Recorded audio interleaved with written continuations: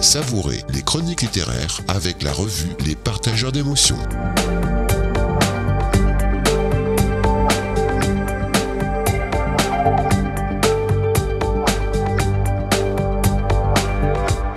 Bonjour et bienvenue pour cette nouvelle chronique littéraire.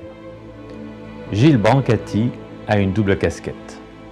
Il dirige Choum Éditions, une maison d'édition à compte d'éditeur basée à Sorgues, un village du Vaucluse. Il est aussi auteur. C'est cet aspect, au travers de son roman Le Mas des Augustins, Les Vies perdues, dont nous allons parler aujourd'hui. L'action se situe en Provence, dans le village de Valabrègue, près de Tarascon, dans les années 60. Manifestement une région que connaît bien l'auteur, qui glisse ça et là de nombreux clins d'œil.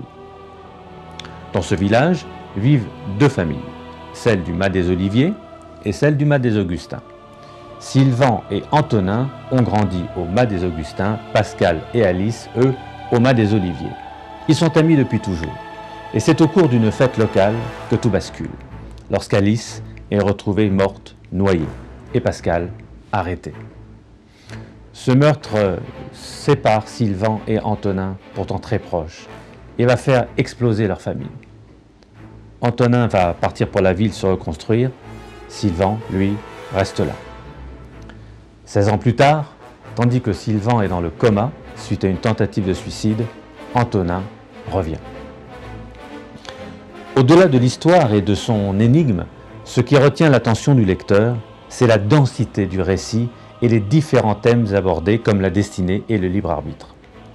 Comment une enfance mal vécue, mal aimée, peut amener au drame? Comment les non-dits et la retenue peuvent faire tant de mal? Comment finalement, parce que dire je t'aime est pour certains tellement difficile et on n'est pas toujours apte à prendre les bonnes décisions, on peut passer à côté de ceux que l'on devrait aimer. Comment le destin peut parfois nous manipuler? Ces thèmes sensibles sont abordés avec beaucoup de pudeur par Gilles Brancati.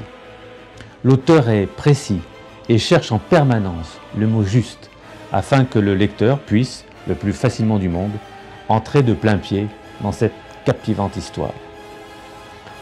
Le Mas des Augustins, Les Vies perdues sont édités chez Choum Éditions. À bientôt.